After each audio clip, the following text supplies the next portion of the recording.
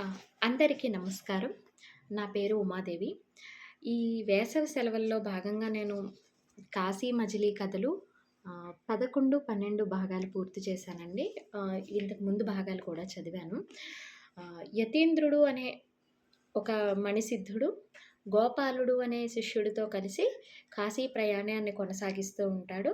ఆ కాశీ వెళ్ళే దారిలో వాళ్ళిద్దరూ ఆహ్, అనేక రకాలైన కథలను ప్రతి పరిస్థితికి సమయానుకూలంగా తగిన ఒక కథను ఈ యతీంద్రుడు మణిసిద్ధుడనే యతీంద్రుడు ఈ గోప శిష్యుడికి వివరిస్తూ ఉంటాడు. ఇవే మనకి కాశీ మజిలీ కథలుగా పుస్తక రూపంలో ప్రచురించడం జరిగింది.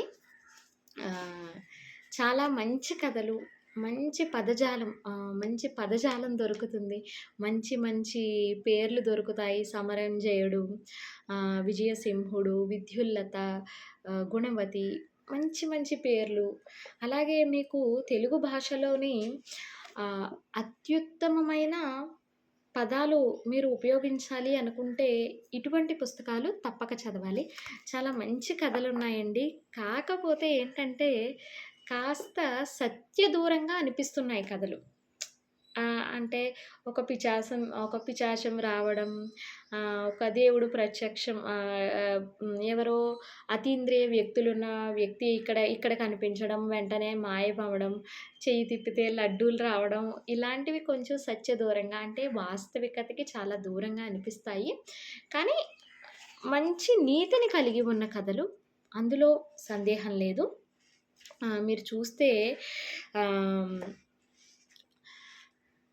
ఆహ్, కోతుల కథ వచ్చేసి ఆహ్, కోతుల కథలో అవి చేసిన తెలివి తక్కువ పని వల్ల ఎలాంటి ఇబ్బందులను ఎదుర్కొన్నాయని చెప్పడం.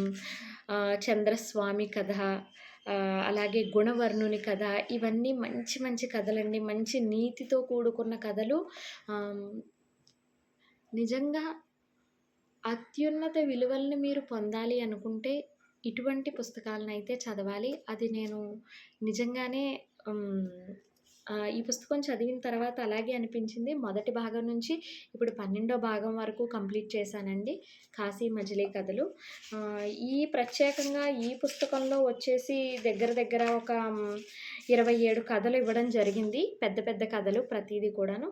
మంచి వర్ణనతో అంటే ఒక సముద్రపు దీవిని వర్ణించడం, ఒక ద్వీపాన్ని వర్ణించడం, ఒక రాజభవనాన్ని వర్ణించడం, ఆ వర్ణన కానీ, వాడిన పదాల పొందిక గానీ అత్యద్భుతంగా ఉంటుంది. ఈ వేసవిలో నేను నా మొదటి పుస్తకంగా 'కాశీ మజిలీ కథలు' 11, 12 భాగాన్ని పూర్తి చేశాను. ధన్యవాదాలు.